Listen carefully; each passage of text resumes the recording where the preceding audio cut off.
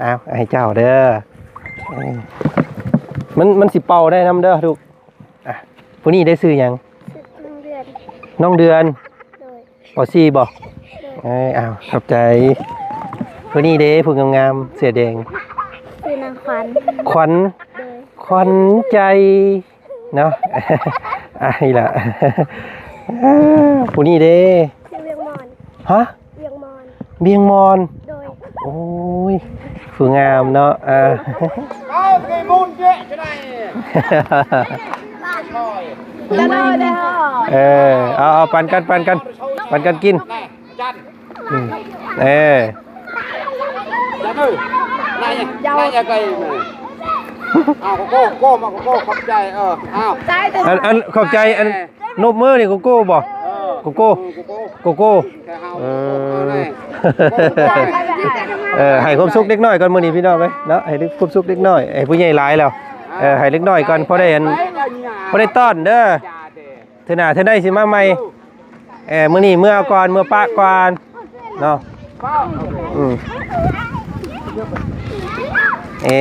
เป่าปีน้ำผู้ใหญ่ก็ได้ได้มาผมได้ให้รอดหยุดเดียวกันเอ้ยหามน้ำไปยังไงนี่ฮะหาไปเฮ็ดยังน้ำนี่ตักน้ำไปเฮ็ดยังเอาไปเฮ็ดยังน้ำนี่ฮดพักผู้น้องว่าให้ขึ้นก็บ่ขึ้นแล้ววะมันกำเนาะมันยันหมูมุมปีนี้หรอกน้องสอนนี่พี่น้องเอ้ยเนาะเป็นได้รถได้ล่างแล้วยันหมูมุมปีนี้หรอกที่ได้เมียแล้วแหละเบิ่งนี่เนาะใส่จะเอาของฝากโอ้ยบ่มียังฝากอันเอาเพิ่นสิเอาหมากเพิ่นเอิ้นหมากยังอันนี้หมากบ่แม่นบ้านเฮาเอิ้นหมากพักเนาะหมากพักตอนนั้นพี่น้องบ่มีก็เอาไว้กินเนาะเป็นหยังบ่ให้ไอ้สมัยกิน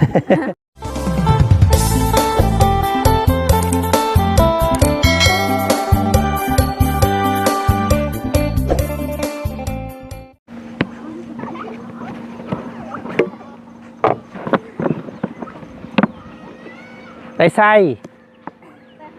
ไปโรงเรียนบ่โอ้อยู่ปอได้เลยนี่ปอสี่บ่เลยบ่นี่มีแต่ผู้งามๆเนาะโรงเรียนเข้าโรงเรียนตอนแรงบ่เรียนวิชาหยังมื้อนี้สิ่งแวดล้อมคือหยังฮะเข้าเรียนวิชาสิ่งแวดล้อมเจ้าจ้องฮู้ก่อนสิ่งแวดล้อมคือหยังตอบบ่ได้จักคนบ่ฮู้บ่สิ่งแวดล้อมก็คือสิ่งอ้อมๆข้างของเฮาเนาะแม่นบ่โอ้ต้องฮู้เด้อมื้อหน้าเด้อโอ้ยขนมผู้นี้ซื้อหยังอีล่ะเจ้าซื้อหยังนครแม่นบ่อ้าวให้เจ้าเด้อมันสิเป่าได้นำเด้อทุกผู้นี้ได้ซื้อยังน้องเดือนปอซี่บอกอ้าวขอบใจผู้นี้เด้ผู้งามๆเสื้อแดงคือนางขวัญใจเนาะไอ้ล่ะผู้นี้เด้เวียงมอนฮะเวียงมอนโอ้ยผู้งามเนาะผู้นี้เด้อุ้ยผู้นี้ชื่อยังนี่ดีตา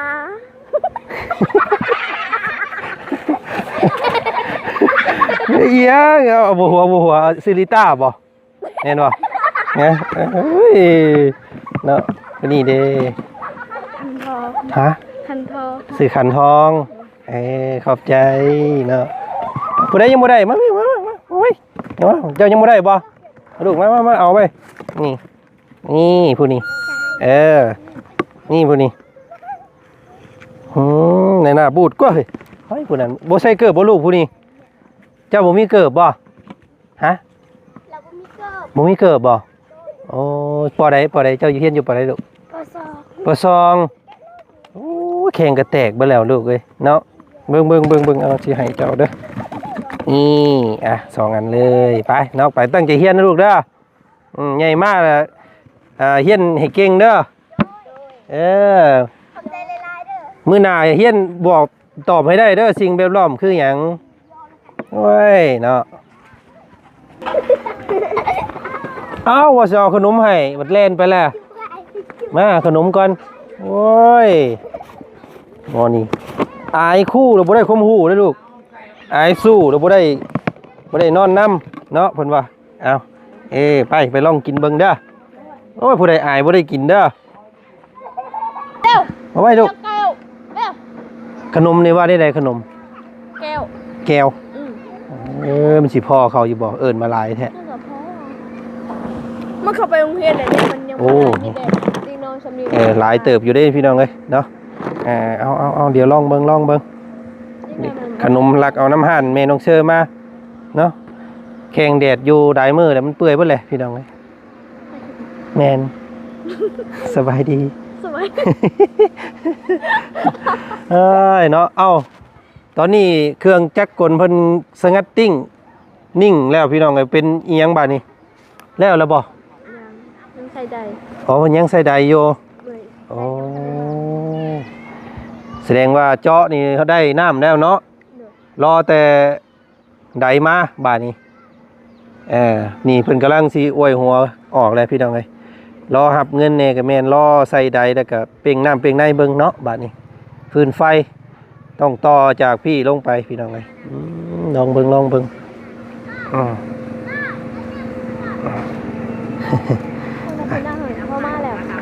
งานแล้วบอกมาให้อันคนละอัน2อันเด้อเนาะยายขนมให้แน่เพราะว่าอันเจ้ากะ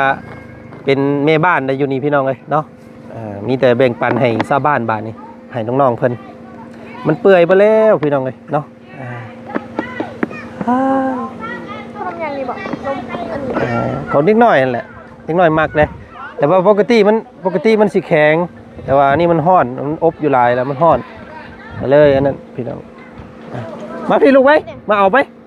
เอาขนมเด้ออยากกินญาติแน่พี่น้องนิดหน่อยก็ได้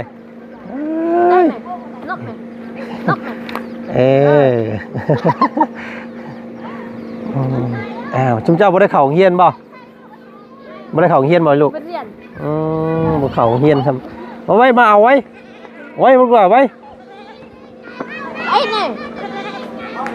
ไม่ไอ้บอยให้นอกจานเพิ่น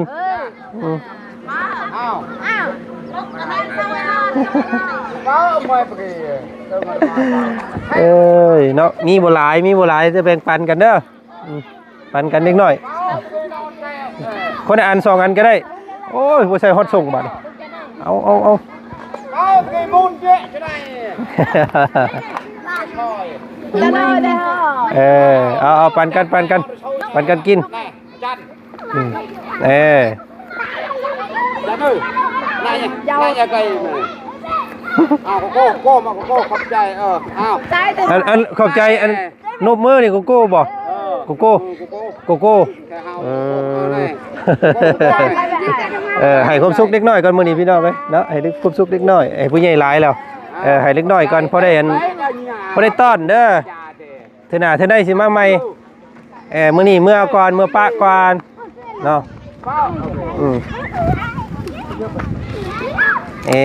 เป่าปีน้ำผู้ใหญ่ก็ได้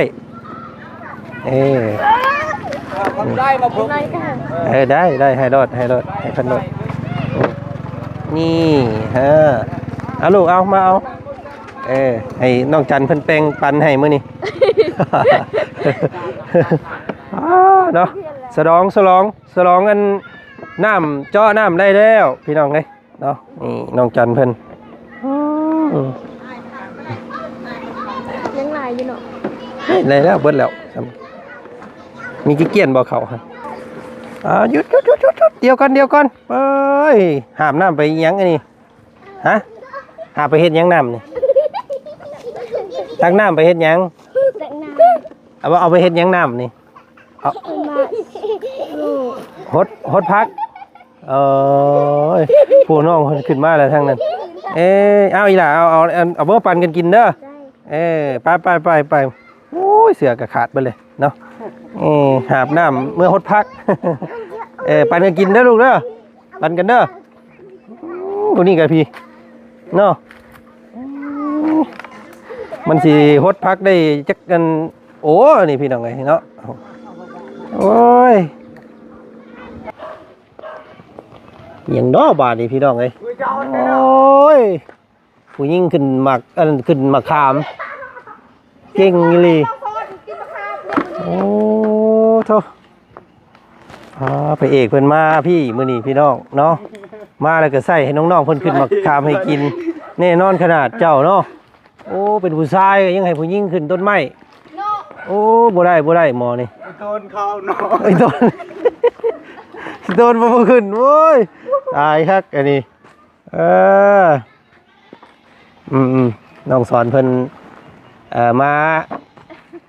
แสดงความดีใจนำน้องเพิ่นน้องหัวแน่กับแม่นพี่น้องเพิ่นได้น้ำได้มื้อนี้เนาะโอ้เอาเมียงมะขามน้องบูดสบายดีเป็นนี่ได้นานพักเจ้าปลูกเรียบเลยพาไปเบิ่งนี่เด้อสักหน่อยสักหน่อยจังมากินเมียงมะขามเนี่ยเฮาไปเบิ่งกันนานพักก่อนไปไผอยู่เฮือนเจ้าพอกับน้องคือเก่าโดยพี่น้องเอ้ยระวังไม้ตกใส่กันเด้อเก่งนี่ผู้ดีพี่น้องผู้ยิ่งเด้เนาะระวังเด้อลูกเด้อตกโปไม้ตกตอกเด้เนาะไอ้ซอนเอ้ยไอ้ซอนคนโลมึงบ่มาหลังแล้วบ่ได้เหรอจูน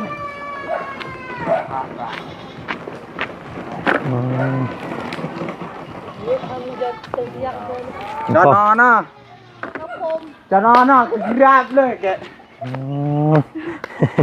เดี๋ยวก็ราบเลยมันตกเอาทีเราเลยเนาะอ้วนคือหมูเลยอ้วนกับย่าคือกันแล้วเนาะอันน้องซ้อนมาพี่ก็ถามเลยอันไปส่งอันนั้นบ่มื้อเช้านี่เจ้าไปส่งอันเจ้าสาวบ่โดยบ้านไหนบ้านลูกไกลบ่ไกลเข้าทางนี้เลยกับอันน้องเจืองเพิ่นโดยเนาะก็เลยโจ๊กก่อนอยู่เรื่องอันเฮ็ดเฮือนเฮ็ดซ่านน้องเพิ่นมื้อนี้เนาะน่าสิเป็นมื้ออื่นเนาะจังเฮ็ดเนาะมื้อนี้พักผ่อนก่อนเลยมาดินเฮือนแสกผู้สาวก่อนมื้อนี้เนาะเอาพี่น้องไอ้กะพ่อน้องบุตรเพิ่นอยู่นี่แตกเนี่ยก็เพิ่มมาจัดมามาจัดมาซอหันมาเฮือนผู้สาวปุ๊บสร้างให้ผู้สาวขึ้นต้นไม้ปั๊บเนาะเนาะแล้วเจ้าก็เฮ็ดเก่งโพดเฮ้ยเฮ็ดออนแอร์นี่กว่าเนาะว่าให้ขึ้นก็บ่ขึ้นแล้วว่ะมันกันเนาะมันเฮ็ดจังเอ้ยยันบ่มุมปีนี้ดอกน้องสอนนี่พี่น้องเอ้ยเนาะเพิ่นได้รถได้ล่างแล้วยันบ่มุมปีนี้ดอกที่ได้เมียแล้วแหละเบิ่งนี่เนาะเราผู้สาวมาซอที่เราขึ้นต้นมะขาม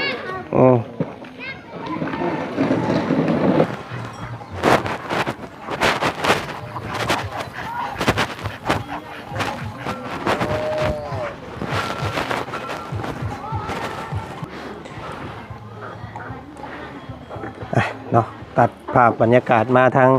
พี่ประเทศนี้พี่น้องเลยเนาะมาอัปเดตเบิ่งนานพักนั้นอย่าน้องเพิ่นซะก่อนเนาะก่อนสิพากันเดินทางกลับบ้านมื้อนี้สิพากันเมื่อป้าได้น้องเอ้ยเนาะสิพากันเมื่อป้าเจ้าได้เด้อบาดนี้เนาะพุ่นละอีกสัก2-3ซึ่ง4มื้อ5มื้อ6มื้อ7มื้อสิได้ขึ้นมาใหม่เนาะใส่สะพอไปทางใดคือเงียบแท้ดินอยู่ในกลางบ้านกลางเมืองพุ่นแหละเนาะบ่มีเวียกเฮ็ดได้พี่น้องไอ้ผู้เฒ่าได้แล้วก็ได้เนาะเป็นได้ไรนานพักเจ้าเบิ่งอยู่เนาะทางเข้าทางออกอยู่ไสโอ้หุ่มห่อเรียบร้อยเจ้าเอาหยังตอกอันนี้โอ้ไผเฮ็ดซอยเจ้าพอเฮ็ดซอยพี่น้องเอ้ยเนาะนี่เราเอาดึกตะปูไปเข้าเบิ่งบาดนี้เนาะสิส่งเป็นตาได้กินย่อนอยู่บ่เนาะพี่น้องเอ้ยเนาะ จะปลูกผักหยังแน่เนาะโอ้อันนี้ผัก หอมเลย ผักหอมเจ้าคือบ่เอาเนี่ยเอามาปกมันเนี่ยนี่เห็นมิดกับซากไปสิยันบ่ออกเด้เราต้องเอาขี้พุ่นงัวมาโรยปกมันเลยเด้อเนาะแต่แบบซี่เนี่ยมันแห้งซื่อๆบ่ออกเด้นี่ต้องไปส่วนเอาขี้พุ่นงัวนะเนาะเอามาโรยแล้วจังให้มันเต็งมิดมันไว้นะเนาะแต่แบบซี่นี่เคยว่ายันหมุดเอาไปกินซื่อๆนี่เนาะอย่าลืมเด้ออันนี้เป็นเทคนิคของบ่าวจันนี่ขี้พุ่นนั่นก็ได้ฮะขี้เก็บเนาะเอามาโรยปกมันปลูกไว้แล้วเนาะรอแต่มันออกอย่างเดียวบาดนี้เนาะนานี่ผักหอมผักบัวแล้วก็ตัวนี้เด้พี่น้องไงเนาะอ้าวก็แข่งกันพอได้กินอยู่เพื่อนไผมันเนาะพอได้ไปขอหมู่เนาะเป็นนี่ได้น้องอันเห็นเจ้าไปเบิ่งนะบ่น้องอันน้ำน้องหัวเห็นแล้วเนาะใส่น้ำกันเด้อเนาะไปอาบไปยังก็ไปอาบน้ำกันได้เนาะไปดินไปแอนน้ำกันก็บ่มีน้ำกินบ่มีน้ำใส่ก็ไปหาเอาเนาะเพราะว่าพวกไอ้เจาะให้เล่าก็อยากให้เพื่อแพร่คนในบ้านนั่นแหละเนาะผู้ใดคัดส่วนก็ไปเอาน้ำเหล้าได้เด้อเนาะปันกันบ่แม่นว่าโอ้ยเพิ่นเจาะให้ผู้นั้นแล้วบ่กล้ากินกล้าใส่น้ำบ่ได้เด้อเนาะมี FC หลายคนอยู่พี่น้องเพิ่นว่าเจาะน้ำให้น้องหัวสำเร็จแล้วก็อย่าลืมให้น้องน้องบุตรไปตักไปอาบน้ำนี่เด้อว่าซั่นเนาะอันนี้ว่าจันก็เลยมาบอกน้องเพิ่นมื้อนี้เนาะว่าใส่น้ำกันนั่นแหละเนาะเจ้าบ่มีน้ำใส่น้ำหยังก็มีล่อมีหยังก็ไปยู่เอาเด้อไปอาบอยู่หุ่นก็ได้เนาะเพราะว่าลงไปอาบน้ำเซ่เนี่ยมันขุ่นได้พี่น้องเอ้ยขุ่นโอ้ซาผมนี่แดงกี้ชีกได้ผมเนาะข้าเป็นย่ำแรงพุ่นนั่นสิใสอยู่น้ำเนาะแต่ว่าน้ำงัวน้ำควายแล้วพี่น้องเอ้ยกี่ปากงัวกี่ปากควายแหละเซ่แห่งนี้ไหลมาแต่พุ่นได้พี่น้องเอ้ยเนาะแต่บ้านอันว่าน้องว่าวสอนเพิ่นผู้ใดเนาะสายเดียวกันยาวเหยียดมาพี่แหละพี่น้องเอ้ยเนาะสายเดียวกันเลยแต่ปูนผ่านมาเอื้อนน้องสอนเอื้อนน้องไม้น้องทายพุ่นเมนตัวนี้เบิดเลยเนาะอาบลงมาเมนอันเดียวเบิดถอนโฮมสารเคมีอยู่นี่เบิดเนาะจักน้ำสีน้ำเหี่ยวแล้วพี่น้อง แต่เฮ็ดที่ใดเนาะเฮาเคยใส่อยู่นี่เนาะแต่ใดมาเอาพี่น้องเอ้ยก็นี่แหละแบะเวียนคำว่าดินน้ำนองเพิ่นคือเก่าบ่ได้ป้าบ่ได้ทิ่มน้องเพิ่นเนาะก็อย่าลืมเด้อคืออ้ายบอกเด้อเราสั่นบ่ได้กินได้นี่พี่น้องเอ้ยไปเนาะพูดแล้วไปดินน้ำน้องสอนเพิ่นว่าดินน้ำมื้อนี้เนาะน้องสอนเพิ่นมาแสดงความดีใจน้ำน้องหัวพี่น้องเอ้ยเนาะได้น้ำได้ในใส่แหละครบบ่แหละพี่น้องเอ้ยบ่แม่นเราสิได้เมียอยู่บ้านนี้บ่จักหรอกเนาะเห็นมาเรื่อยแท้เด้น้องสอนนี่พี่น้องเอ้ยข้ามีรถนี่เพิ่นขี่มาเรื่อยๆได้ไกลเติบได้นี่ฮอดได้ประมาณ20กิโลจากบ้านน้องสอนมาหาพี่ประมาณ10ปลายกิโลพุ่นแหละเนาะไกลอยู่ถึงทางสิยากทางสิไกลจังใดก็มาเราอะเนาะสิเป็นไสนิ่งไสแน่นเนาะอยู่บ้านนี่บ่ หมู่กันเนาะดินน้ำกันอ้ายผู้ตัวพ่อเพิ่นพ่อเมื่อป้าก่อนเด้อมื้อนี้เมื่อป้าก่อนมื้อหน้าสิมาดินน้ำใหม่ ไอ้นี่ไดคือส่งสิเมื่อยสิมึนแท้กินข้าวกับหยังมื้อนี้กินกับผักกินกับผัก